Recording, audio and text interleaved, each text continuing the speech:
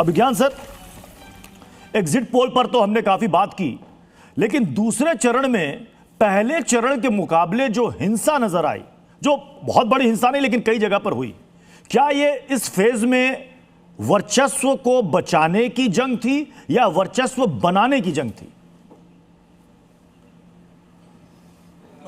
अच्छा सवाल है प्रत्युष, इसको दोनों तरह से देखा जा सकता है। हालांकि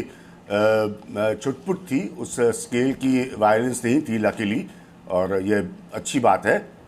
जिसका एक समय पर अंदेशा किया जा रहा था। आपको अच्छे से याद होगा इन्हीं चुनाव का अगर हम जिक्र करें तो ये होता है क्योंकि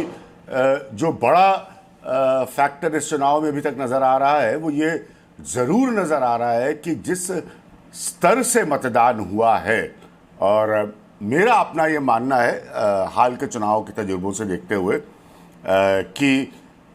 ज़्यादातर जहाँ पर ऐसा लगा या ऐसे अनुमान आए कि कांटे की टक्कर है या क्लोज कॉन्टेस्ट है, अंततः नतीजे जो है वो बिल्कुल ही एक तरफा आए, और उसमें एक बड़ा फैक्टर रहा वोटिंग का परसेंटेज। अब यहाँ पर वोटिंग का परसेंटेज काफ़ी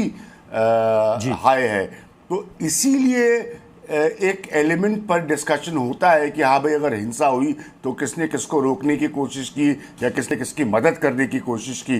बट अंततः इससे ज़्यादा बड़ा फैक्टर होगा जो बढ़ा हुआ वोटिंग का प्रतिशत इन चुनावों में नज़र आया है पश्चिम बंगाल के, जो मेरे आकलन से किसी न किसी तरफ इसको बहुत निर्णायक ही रखेगा नतीजे को जब ये 4 मई को आएंगे। इस बार का बंगाल का चुनाव तुलनात्मक रूप में देखें तो बिना किसी बड़े हिंसा के निपट गया। क्या ऐसी सूरत में चुनाव आयोग की, केंद्रीय बलों की तारीफ नहीं होनी चाहिए कि बिल्कुल शांतिपूर्वक चुनाव वो भी बंगाल जैसे स्टेट में संपन्न करा पाया? हाँ, नहीं, ये तो देखिए, अब चूंकि चुनाव आयोग बहुत सारी आलोचनाओं के घेरे में, सबको अधिकार है आलोचना करने का जहां तक विपक्ष का सवाल है, लेकिन कंडक्ट कराना चुनाव को करवाना, ये तो अंततः चुनाव आयोग की ही जिम्मेदारी रही है हमेशा से और आगे भी रहेगी। तो उस लिहाज से जरूर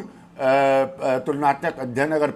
पास्ट से किया जाए पश्चिम बंगाल का, तो चुनाव में हिंसा कम हुई है, इसमें कोई दो राय नहीं है। और इसके लिए अगर किसी को क्रेडिट किया जाना है तो वो चुनाव आयोग होगा, भले ही आप उससे जितने सवाल चाहें पूछते रहे, मैं उसको रोकने की कतई बात नहीं करता हूं, लेकिन conducting the election on the ground since it has been the responsibility of the election commission, तो अगर ऐसी स्थिति का निर्माण हुआ है 2 चरण के पश्चिम बंगाल चुनाव में, ये भी बहुत इंपॉर्टेंट है, 2 चरणों में ये चुनाव हुए हैं, तो इसमें जरूर ईसी को क्रेडिट करना होगा। बिल्कुल।